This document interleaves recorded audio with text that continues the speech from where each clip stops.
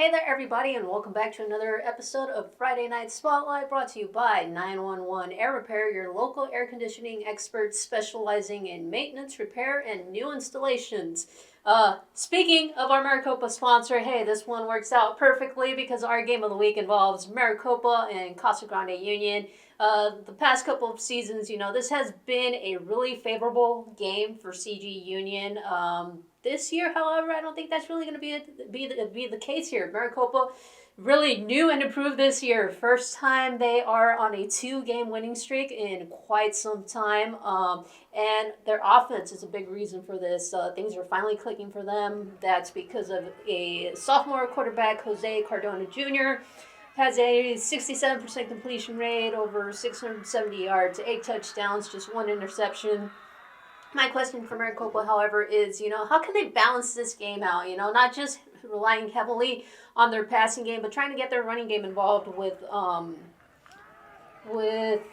Jonathan Dempich. And for CG Union, David, you had a chance to see them just last week. What's this Cougars team kind of looking like at this point? Well, before I get into Casa Grande, first of all, I'm just super excited for this matchup because I think it's going to be actually a really good game. It's, like you said, Maricopa much improved, and like you said, it's been a while since they won 2 games in a row. It was actually since 2021 when they started the season 2-0, and this is a much improved team, and they are not the same Maricopa Rams that we've seen the last couple of years. And like you said, it comes down to Jose Cardona. He's done a really good job for them. He's a sophomore. He has so much talent.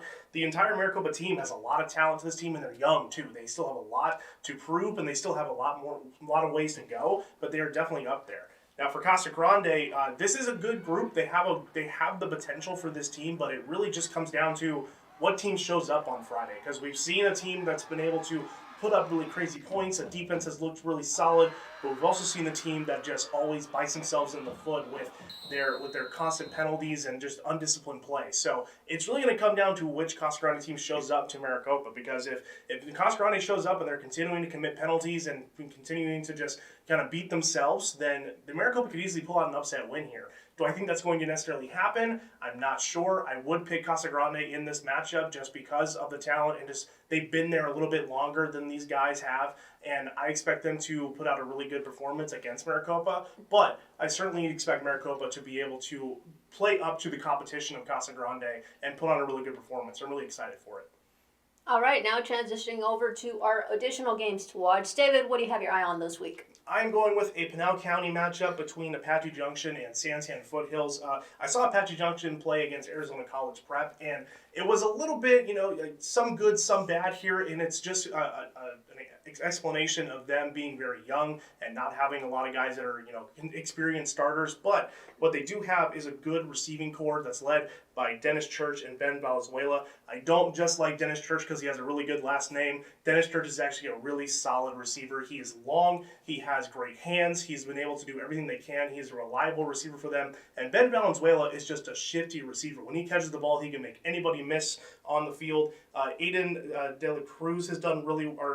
De Leon has done really well for them at quarterback. And then Evan De La Cruz at running back. He is a solid sophomore running back for them. He's a true power guy that's going to just run right through you and be very tough to tackle. But Santan Foothills, on the other hand, they put up a really good performance against Florence last week. We weren't necessarily expecting them to put on that good of a performance against one of the best 3A teams we have in Florence. So if they can put out a performance like that this week, I think they could pull out a win. Again, do I think that's necessarily going to happen? Not really. I'm going to take Apache Junction to win their first game here, and I think this will lead to momentum throughout the rest of the year and get these guys going and show that they can still compete in the 4A level and be able to win some games throughout the rest of the year.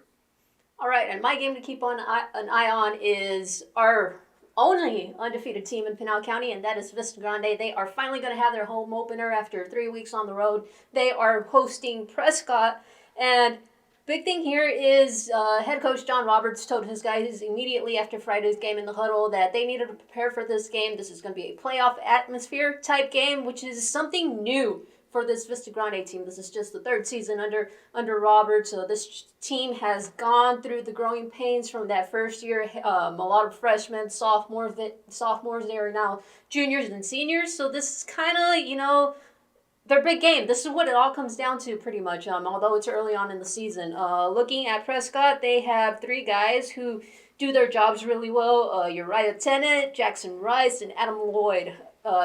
Jackson Rice is their quarterback, 6 touchdowns, 4 interceptions. Vista Grande is really good on their defense. So far this season, they have not allowed an opponent to score. While you do look at their schedule, it says Pueblo scored a touchdown on them. That was Pueblo's defense. They recovered a fumble and ran it back for a touchdown. So Vista Grande's defense, no points allowed so far, which is a big deal. A big reason for that, we got to talk about this guy in Angel Chidas.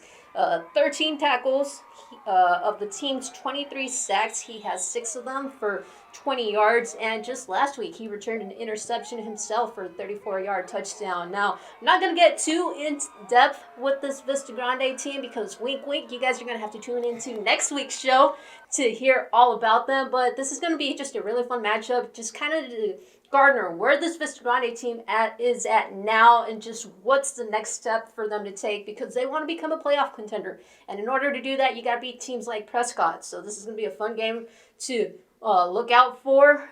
Real quickly, we got to throw up our picks here for this week. Overall, David, is there anything else you want to add? Yeah, we got some surprising teams coming out this year that we didn't necessarily expect to be in these positions. Like you said, Vista Grande has done really well, undefeated so far. Santan Foothills is still kind of up there. Florence has done really well. And then we got just another great performance from our teams here. So we're just going to have to keep looking out for who's going to be able to continue throughout the rest of the year and possibly make it to the playoffs. As always, be sure to tune in to Pinal Central for all of your local sports coverage.